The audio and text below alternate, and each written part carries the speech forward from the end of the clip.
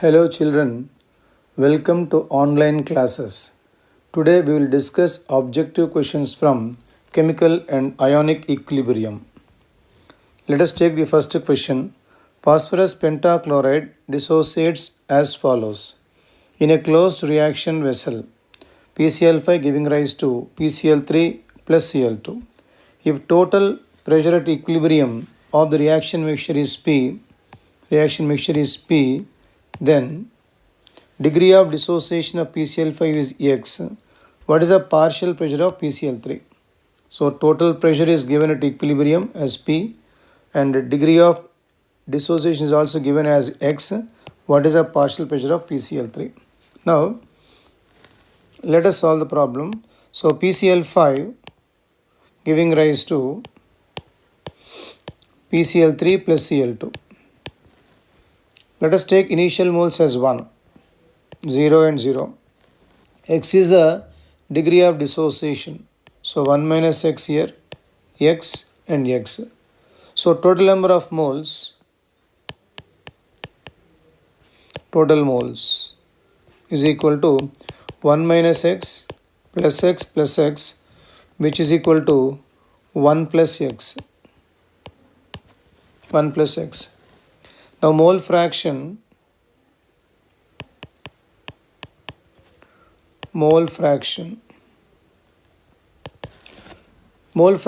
of, they are asking us partial pressure of PCl3. So therefore mole fraction of PCl3. Number of moles of PCl3 is X. Total number of moles are 1 plus X. Now we require partial pressure. Partial pressure is equal to mole fraction into total pressure.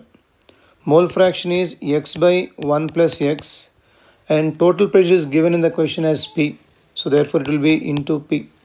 This is the answer. So option is A we have. So initial moles for PCl5 1 and these two are 0. They are given X as the degree of dissociation. So 1 minus X we have, X and then X. Total number of moles became 1 plus X here. So mole fraction of PCl3 X by number of moles of PCl3 by total number of moles, X by 1 plus X, and partial pressure is equal to mole fraction into total pressure. So X by 1 plus X into P. So therefore option is A, X by 1 plus X into P. Then next one, the equilibrium for the reaction SO3 giving rise to SO2 plus half O2 is Kc is equal to, so gave us equilibrium constant. Kc is equal to 4.9 10 to the power of minus 2. The value of equilibrium constant, that is Kc, for the reaction 2SO2 plus O2 giving rise to 2SO3. So in this reaction, if you are observing, the reaction is reversed because products are now reactants here and then multiplied. Reaction is reversed and then multiplied by 2 because we have here SO3, 2SO3 is there here. So reaction is reversed and multiplied by 2. Implies the value of K should be inverse and then it should be square of that. Inverse and square. So therefore the equilibrium constant K for new reaction will be equal to inverse of that one. So 1 by Kc and then square of that. The whole square we have, which is equal to 1 by 4.9 into 10 to the power of minus 2. The square we have now, which is equal to, which comes to 10,000 by 4.9 square, which is 24.01, and nearly the value comes out to be 416.49. 416 is the answer. So the reaction is reversed, so it will be inverse, multiplied throughout by 2, so squared. So inverse the K and then multiply and square it. So therefore answer is 416.49 we have. Next, so answer is option A, 416. For the following three reactions A, B and C, the equilibrium constants are given. So CO plus H2O, K1, CO2 and H2, and CH4 plus H2O, it is K2, CO and H2 are the products here. CH4, 2H2O, K3, CO2 and 4H2. Which of the following relations is correct? So we need to find a relation between K1, K2 and K3. If you are observing equation C, by adding equation 1 and then 2, if you add 1 and then 2 equations, we are going to get the equation 3 now. So by adding A and B, by adding A plus B equations, we are going to get equation number C now. That implies you should multiply equilibrium constants K1 and then K2 to get the value of K3 then. So when we add, we get the equilibrium constant of third equation, means we need to multiply their equilibrium constants. Implies K3 is equal to K1 and K2 for us. So adding A and B, we got equation C. Therefore multiplying K1, K2, we are going to get the value of K3. So K3 is equal to K1 into K2. Then next one. Equilibrium constant K is directly related to thermodynamics of the equation and to the change in Gibbs energy delta G. Equilibrium constant K is directly related to the thermodynamics of the reaction and to the change in Gibbs energy delta G. If delta G is negative, then reaction is spontaneous and proceeds in forward direction, which is correct statement. Delta G negative means it moves always in forward direction only. Moves in forward direction. Delta G is positive, then the reaction is considered to be non-spontaneous. Delta G positive means non-spontaneous. Instead, reverse reaction will take place because reverse reaction has a delta G value negative. Therefore, reverse reaction takes place.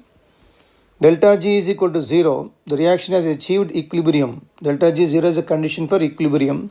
And at this point, there is no longer any free energy left to drive the reaction. Delta G is equal to 0.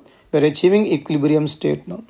That implies, if you see the options 1, 2 and 3, all the 3 are correct statements. So answer is D. Delta G is negative. The reaction is spontaneous, proceeds in forward direction. Delta G positive, reverse is spontaneous reaction. Delta G is equal to 0, achieved equilibrium state. That implies all the 3 options are correct. A, B and then A, B and C means option D is correct. All 3 of them are correct. So answer is option D we have. Then Le-Chatelet's principle is not applicable to. Not applicable to. If you see the options, option A, gaseous components are there. Option C, we have gaseous components. Option B, all of them are solids.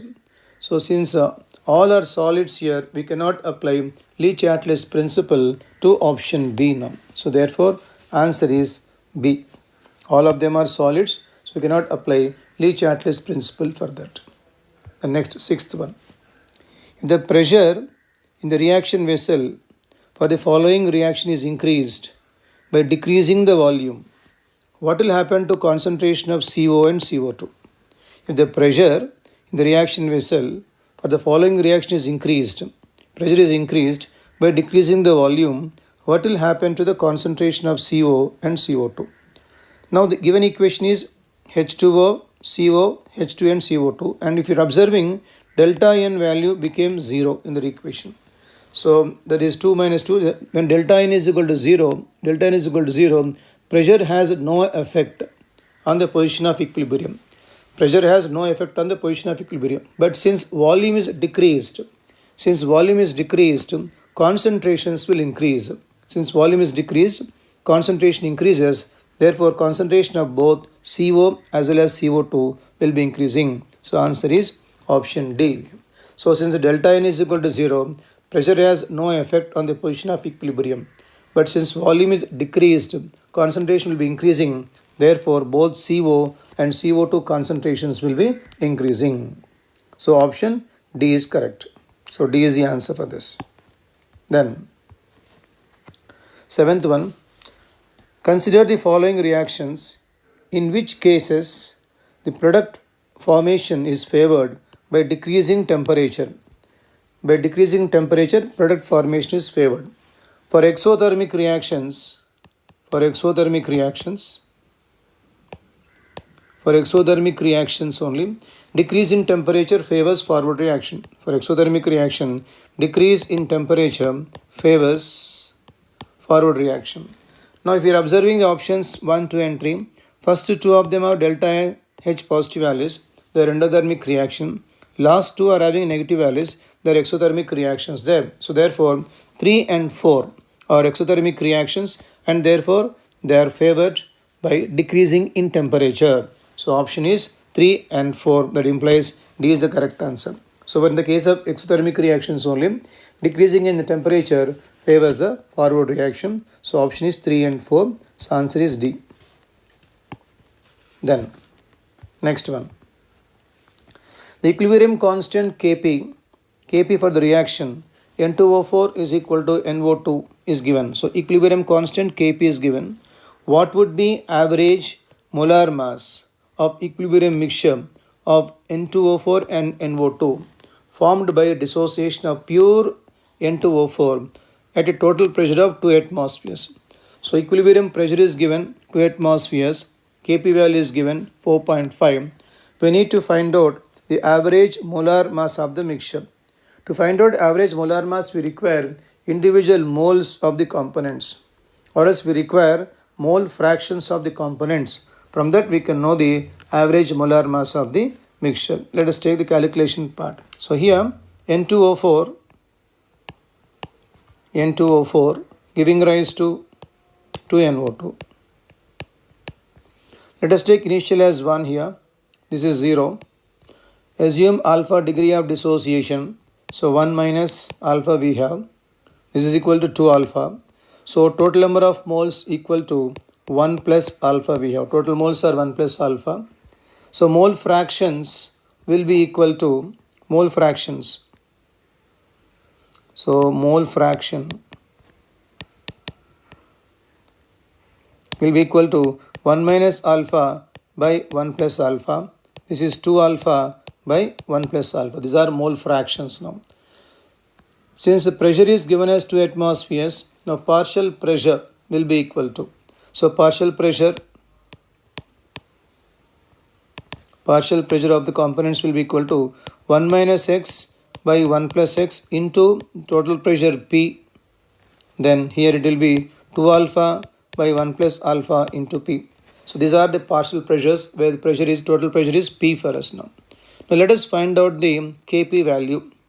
So Kp is equal to, it will be 2 alpha into P by 1 plus alpha the whole square, that is pressure of NO2 square, divided by pressure of N2O4 will come, which is equal to 1 minus alpha into P. It is 1 plus alpha we have. So therefore, so Kp is given to us. Kp is given as 4.5, means 4.5 is equal to, it is a 2 alpha P square. So P square and P gets cancelled here now. P square and P gets cancelled here. So 1 plus alpha here and 1 plus alpha gets cancelled. 1 plus alpha remains here. So 2 alpha square you have there. So the 2 square is there, hence 4 will come. So 4 alpha square. So P square, 1 P is getting cancelled there. Divided by 1 plus alpha gets cancelled here now. 1 plus alpha remains here. So 1 plus alpha into 1 minus alpha will be equal to 1 minus alpha square. So 1 minus alpha square we have. And the value of P is given as 2. So therefore 4.5 is equal to 4 alpha square into, it is 2, by 1 minus alpha square we have. So we need to simplify this further. On simplification, you are going to get alpha value as alpha is equal to 0.6. Simplification, we get the alpha value as 0.6. Once you know the alpha value, you can find out the mole fractions.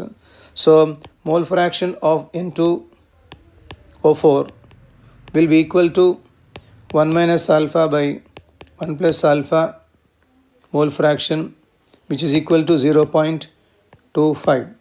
Therefore, mole fraction of the second component NO2 will be equal to 0.75, because sum of the mole fractions is equal to 1. So mole fraction of N2O5 is 1 minus alpha by 1 plus alpha. Alpha is found to be equal to 0.6. Simplifying, you are going to get 0.25 and 0.75 here. We now know the mole fractions. Therefore, we can find out the average molar mass. Now, average molar mass is equal to average molar mass will be equal to mole fraction into the molar mass of the compound. So, mole fraction of N2O4 is 0.25. 0.25 into molar mass of N2O4. So, it will be equal to 0.25 into 92, the first component, plus second component is 0.75 into 46, its molar mass we have. And total value, simplification comes up to be 57.5. 57.5. So, we have taken equation. Initial moles are 1 here for N2O4, 0 here, and alpha, assume degree of dissociation. So, 1 minus alpha, 2 alpha here now.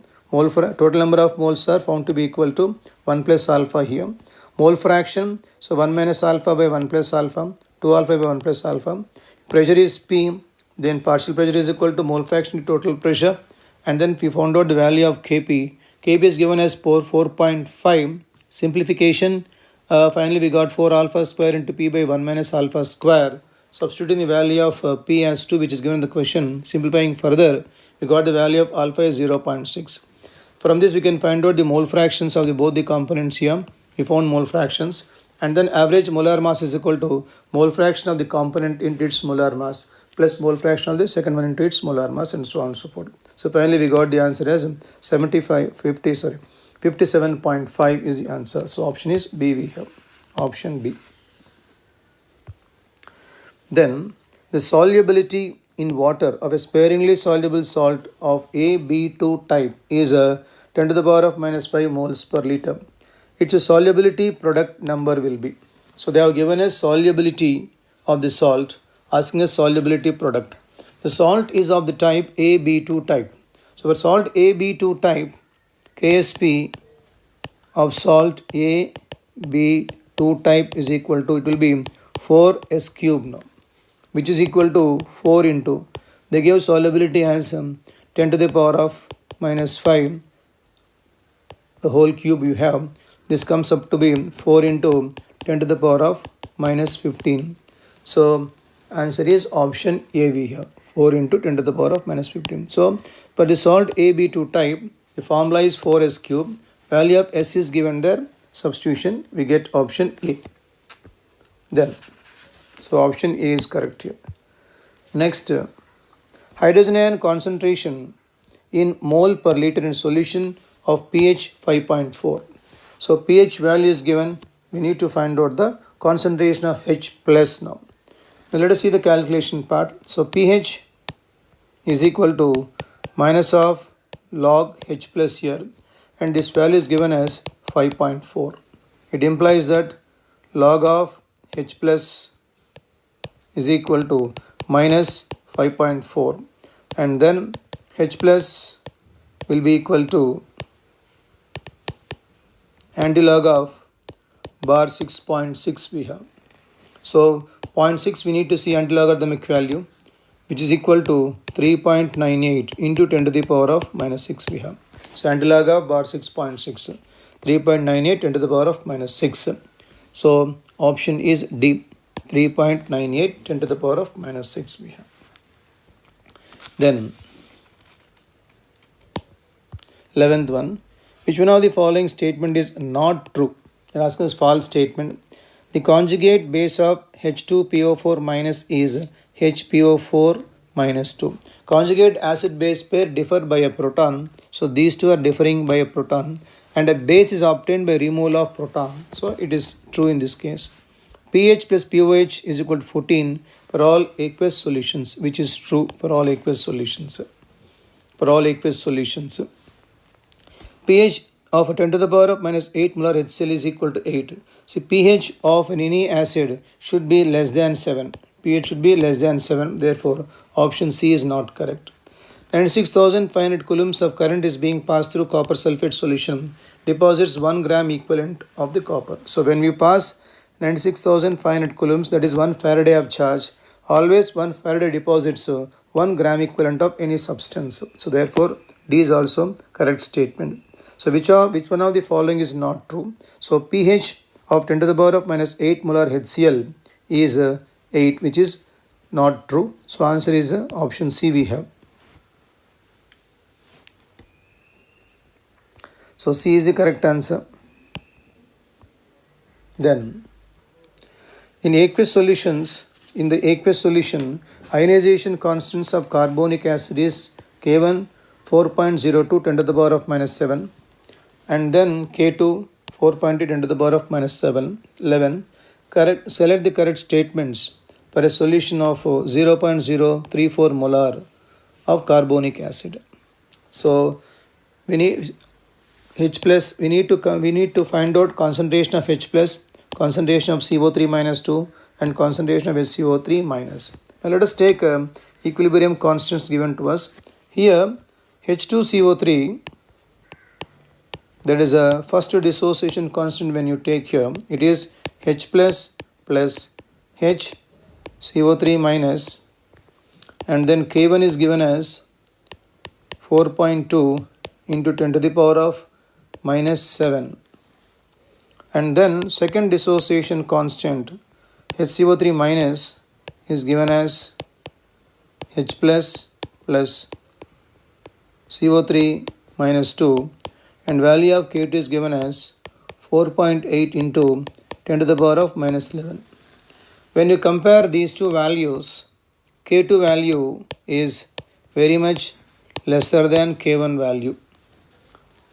Therefore, we can say that all hydrogen ion concentration, all H plus ion concentration will be from equation 1. All H plus ion concentration is mainly from equilibrium 1 we have. It's only this gives rise to all H plus ion concentration. And H plus ion is also equal to HCO3 minus ion. So H plus ion concentration in equilibrium 1 is also equal to concentration of HCO3 minus 2 we have. And since value of K2 is very much less, the concentration of CO3 minus 2 obtained from second equilibrium will be negligibly small value we have, CO3 minus 2, smaller value. So concentration of H plus is equal to HCO3 minus 1, HCO3 minus we have. And then we can assume that all H plus comes from equilibrium 1 only, because K2 value is negligibly smaller value we have there now. So therefore, if you are observing the options, that is concentration of H plus is doubled that of CO3 minus 2, that we cannot say. Concentration of H plus is equal to 0.34 molar, which is not correct. Negligibly smaller value you are going to get concentration of CO3 minus 2. Concentration of CO3 minus 2 greater than this, again it is also not possible, because K2 value is very much lesser value. Concentration of H plus HCO3 minus are approximately equal to each other, that can be agreed. So therefore option D is correct here. So both the concentration will be almost all equal, because CO3 minus 2 cannot be this much value, that is because K2 value is very much less, and therefore concentration of CO3 minus 2 will be negligibly small. So answer is option D. Then the correct order of increasing basicity of the following conjugates now. Conjugates are given to us. In a conjugate acid-base pair, if acid is strong, corresponding base is going to be weak. And if acid is weak, corresponding base is going to be strong. If you are observing all the conjugates here, if you take conjugate, so R, COOH, among all of them is strong acid. Among all conjugates is strong acid now. That implies RCOO minus must be weak base then now. Must be weak base. And when you take RH, among all of them is weak acid. Is weak acid. This implies that R minus should be strong. R minus will be strong base then now. Strong base. Now check the order for RCOO minus being weakest base, R minus being the strongest base here. So in option A, R minus is strongest base, going to be weakest is given. So option A is correct now. In option C and then B and C, this given is not correct, and is not correct in this case. So this order is not correct here now. So therefore option A is correct. So ammonia, then comes acetylide ion we have. So strongest base is R minus, then comes amide ion, then comes acetylide ion, then comes RCO minus. Therefore option A is correct. So answer is A. Then 3 sparingly soluble salts M2X, MX, MX3 have same solubility product. Their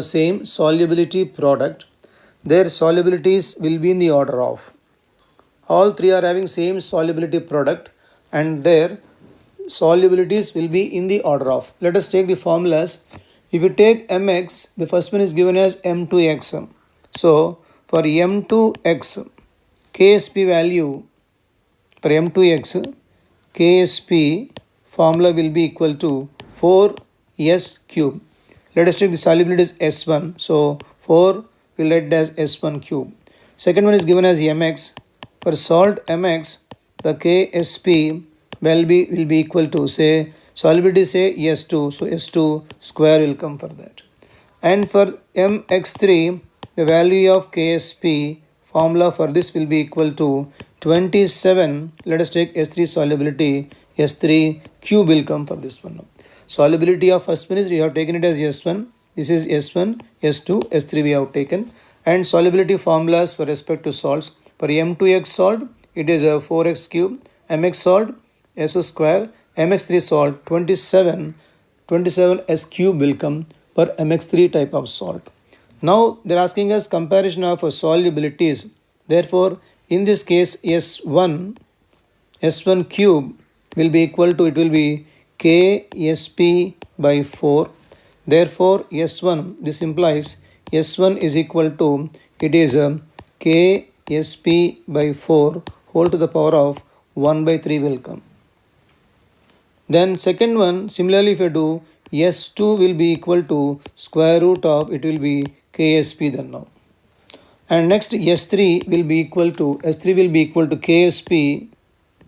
KSP by 27 whole to the power of 1 by 4 will come.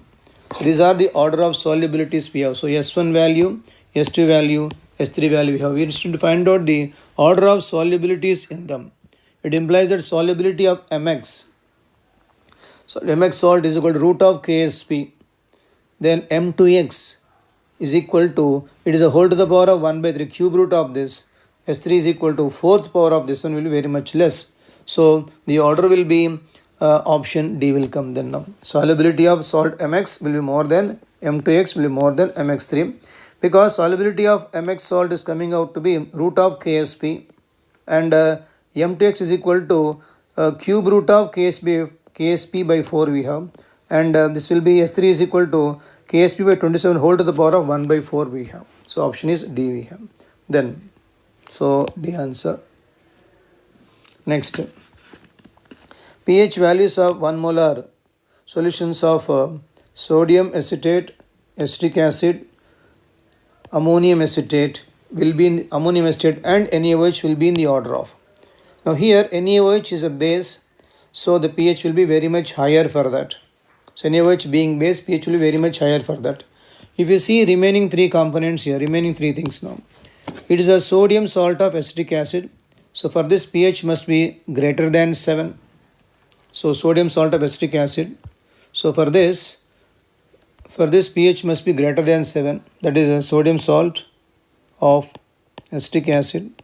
For this pH will be definitely greater than 7 you have.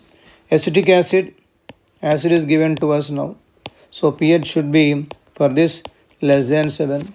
And then ammonium acetate is given. Ammonium acetate, here Ka is equal to Kb for acetic acid and ammonium hydroxide. Therefore pH value is equal to 7. And if you take NaOH, the pH value will be very much higher than that of value 7. Very much greater than 7 you have for this one now. So therefore if you see the order of these values here, so the order comes up to be option D we have then now. So NaOH very much higher we have. NaOH very much higher. because strong base we have. Then sodium salt will be having next higher value. Then least is going to be acetic acid because acetic acid. Then in between comes about to be ammonium acetate we have. So option is D. So answer is. Today we will discuss objective questions from hydrogen and its compounds. Let us take the first question. All the products are same when X and Y react with water, and is X and Y respectively. X and Y respectively. Let us write the reactions. All the products are same when X and Y react with water, X and Y respectively. You should write reactions these compounds here. So calcium plus H2O giving rise to calcium hydroxide plus H2. Then calcium oxide is given. In first option, these two are given to us. It forms calcium hydroxide. Let us go to second option. Sodium plus water giving rise to sodium hydroxide plus H2 gas. And sodium hydride plus water. This also gives us sodium hydroxide plus H2. So implies that sodium and sodium hydride both are giving same compounds with water. So option is B. So B is the answer. Sodium as well as sodium hydride are giving same compounds with water. Then second one. In which of the following reactions does water acts as oxidizing agent? Water acts as an oxidizing agent. We need to observe the reactions here. The first one, the fluorine is becoming HF. So fluorine 0 changing into -1 oxidation state means fluorine is getting reduced. That implies fluorine is oxidizing agent in first one.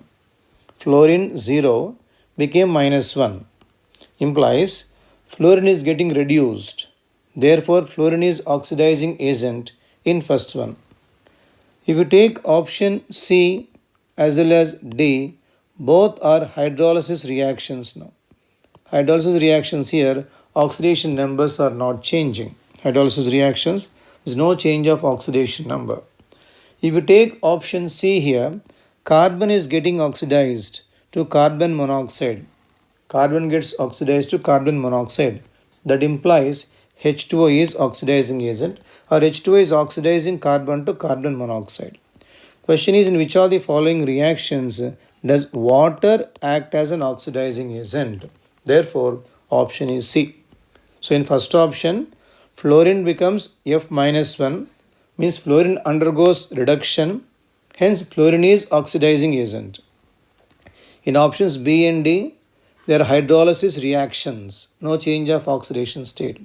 In option C, carbon is getting oxidized to CO, therefore H2O is an oxidizing agent. So answer is option C here.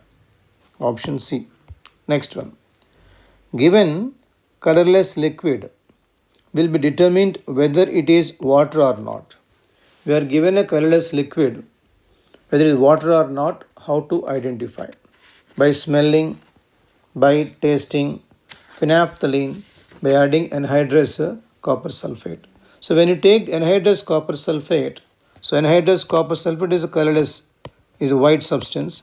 When you add water for this one, it becomes hydrated copper sulfate. It becomes CuSO4 5H2O, which is blue in color. This indicates the presence of water. So when you are taking a pinch of anhydrous copper sulfate, which is white in color, so when you are adding water for this, it becomes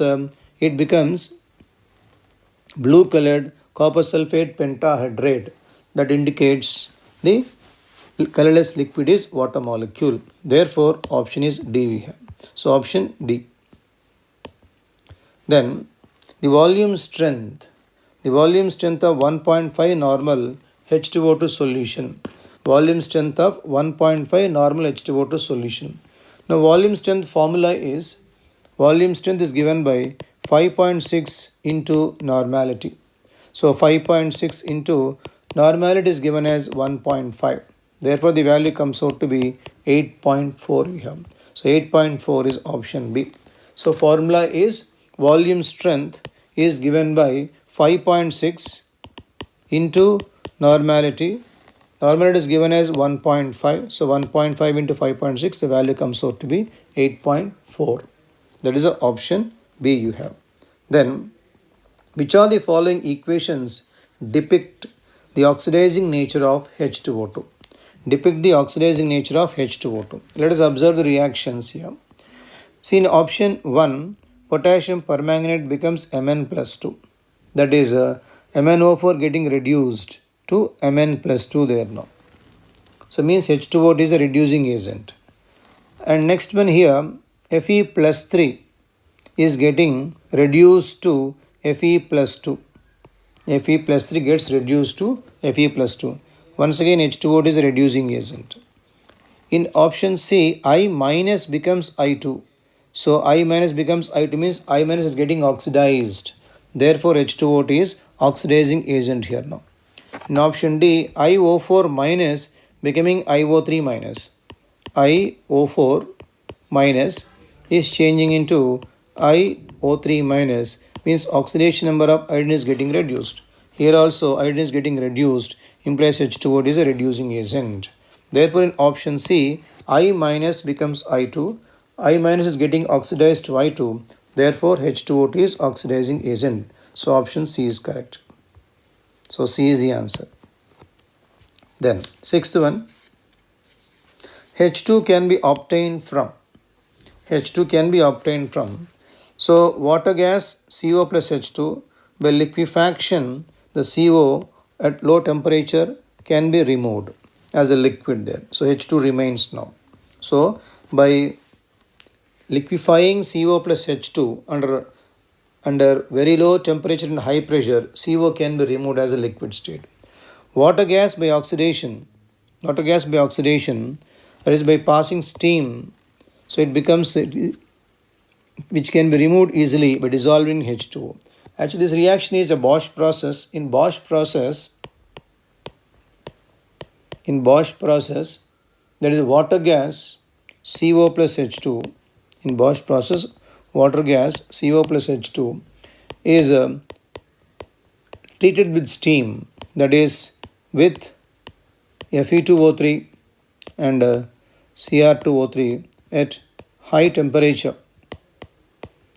Then we get CO2 plus H2.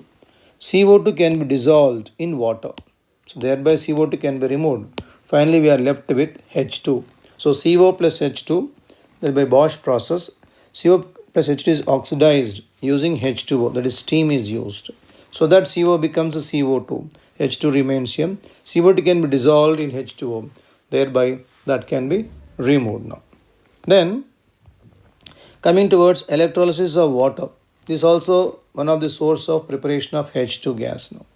This also gives us H2 gas. So implies all of them are correct. So H2 and O2 by liquefaction, CO can be removed as a liquid, leaving behind H2. In Bosch process, we can prepare H2, and in electrolysis of water also gives us H2 gas. So option is D now. Then seventh one, temporary and permanent hardness can be removed by addition of dash and dash. Temporary hardness can be removed by adding lime, which comes in Clerk's process, and permanent can be removed by adding sodium carbonate. By adding Na2CO3, permanent hardness can be removed. So addition of CaO comes in Clerk's process now. Let us take the reaction. So in Clerk's process, so metal bicarbonate, which is temporary hardness, by adding calcium oxide, lime here, metal carbonate plus calcium carbonate. So these two will precipitate out, leaving behind water. So this is a case of temporary hardness. When it comes to permanent hardness, chlorides, adding say washing soda, Na2CO3, this gives rise to metal carbonate plus NaCl. The precipitation here. If it is say metal sulfate, say plus again Na2CO3, this gives rise to again metal carbonate, MCO3 metal carbonate, plus it forms Na2SO4. So lime is used to remove temporary hardness, and then Na2CO3 is used to remove permanent hardness. Therefore, option is B here. So lime, Na2CO3 are used to remove temporary and permanent hardness. The order of stability of hydrides of alkali metals. Now, order of stability. Stability will be decreasing down the group in hydrides. That is, small anion forms a stable compound with a small cation. Small anion and small cation means first one is LiH is highly stable because both of them are small. So therefore, first option itself is correct. Lithium hydride stable then, because down the group stability is gradually decreasing because of the larger size of the cation here. So option is A we have. So option A. Then acidified K2Cr2O7 on oxidation with H2O2 gives. Acidified K2Cr2O7 on oxidation with H2O2 gives. The reaction is, say, K2 potassium dichromate, K2Cr2O7 plus sulfuric acid plus H2O2. So acidified potassium dichromate plus H2O2. It is forming chromium peroxide. It forms CrO5 plus K2SO4 plus it forms H2O. This is blue in color. So it forms chromium peroxide, which is blue in color. Therefore, the options blue color, chromium peroxide, and the chromium peroxide is given to CrO5. So option is all of them are correct. So that is here K2Cr2O7 sulfuric acid forms H2O plus H2O2 gives rise to chromium peroxide, sodium sulfate, and H2O we have. So answer is blue color because of the formation of chromium peroxide itself, and formula of chromium peroxide is CrO5. So option is D here. Then 10th one. Which of the following is incorrect statement? So here relative abundance of the three elements hydrogen, deuterium, tritium is given to us. So hydrogen is more available when compared to deuterium and tritium. So order is this is correct only. Then regarding melting points, boiling points order depending upon the molar mass of the substance. More molar mass, you are going to get more melting as well as boiling points. Therefore, tritium must have higher melting point and higher boiling point than deuterium. So therefore, option B is not a correct statement. And coming towards option C is correct because tritium is having higher boiling point. And dissociation enthalpies, since atomic size is same, then depends upon the atomic size is same, it depends upon the mass of the atoms. Again, mass of the tritium is more, thereby tritium is having higher dissociation enthalpy. Therefore, D is also correct option. So finally, option is B we have. So melting points and boiling points are depending upon the mass. More mass will have more melting and boiling points. So option comes out to be B then now. Option is B. Then 11th one. Hydrate of certain non-metallic element X is amphoteric in nature. The hydrate of X also reacts with the calcium hydride. Calcium, that is hydrolith, liberates H2 gas. The hydrate of certain non-metallic element X is amphoteric in nature. Hydrate of X also reacts with calcium hydride, hydrolith, and liberates H2 gas we have. Now let us take option wise. If you take hydrate of say nitrogen, say for example it is NH3, this is basic in nature. And then hydrate of carbon means it can be many number of hydrates are there, CH4, C2H2, etc. And hydrate of H2O, that is oxygen is H2O, is amphoteric in nature. If you take hydrate of sulfur, which is equal to H2S, this is acidic in nature we have.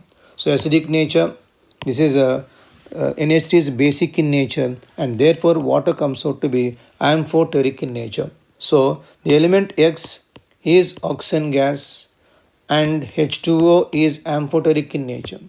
When you take the reaction between calcium hydride, hydrolith, and then water, then we are going to get calcium hydroxide and liberation of H2 gas takes place there now. So liberation of H2 gas implies that option is C. C option is correct here. That is hydride of non-metallic element X. So the hydride is H2O, which is amphoteric in nature.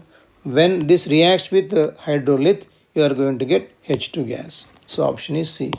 Then 12th one, which of the following is known as heavy hydrogen? So direct question, option A, deuterium itself is called heavy hydrogen now. So option A. 13th one, which of the following statements is not correct? Which of the following statements is not correct we have? Now here we should know the percentage of ortho and para. So para becomes more. Para becomes more at low temperature. Para becomes more. Para form becomes more at low temperature. Para becomes more at low temperature. Means ortho becomes more at high temperature. At high temperature, ortho becomes more. So ortho and para hydrogens are similar because both of them are molecular hydrogens only. So they have similar properties now. So at room temperature, ortho hydrogen is a mixture. At room temperature, ortho hydrogen is 75% and para is 25%, is the correct thing now. Now at lower temperature, production of ortho increases. At low temperature, production of para will be more. Not ortho, para will be more. Therefore, option C is not correct. It is not possible to isolate pure ortho dihydrogen. We cannot separate these two because both together always exist now. So we need to remember in this case, para becomes more at low temperature and ortho becomes more at higher temperature. So option is C here now. Then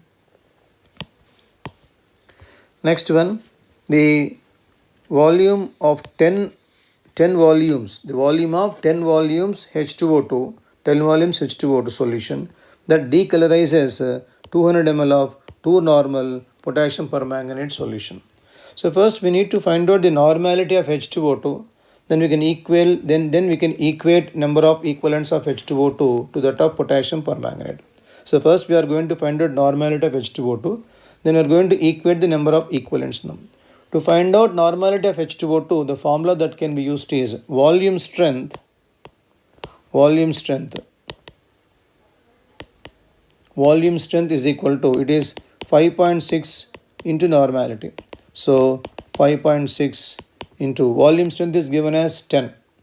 Normality we have to find out now. So normality is equal to 10 by 5.6 normality. Now we are equating the number of equivalents. So potassium permanganate on one side, number of equivalents. We are equating it to H2O2 on the other side we have. So 2 into 200 here, potassium permanganate must be equal to, it is a 10 by 5.6 into volume we have. Therefore volume V is equal to 2 into 200 into 5.6 by 10, the value comes out to be 224 we have. So first we found out the normality of H2O2 solution and then we equated number of equivalents of potassium permanganate and H2O2. Finally we got volume as 224 ml. So 224 ml option is D here. So D is the correct answer. Then which metals are used for storage of hydrogen? Metals are used for storage of hydrogen here. Palladium and platinum, these two will adsorb. They'll be absorbing H2 gas and therefore they can be stored. So we can store hydrogen in the form of hydrogen with palladium and platinum. But magnesium will be reacting with it and forming magnesium hydride. So from magnesium hydride we cannot get back H2 gas. But when they are adsorbed, we can get back by heating because desorption takes place upon heating. Therefore, the answer is option D. That is both palladium and platinum can be used. Palladium and platinum can be used. So option is D here now.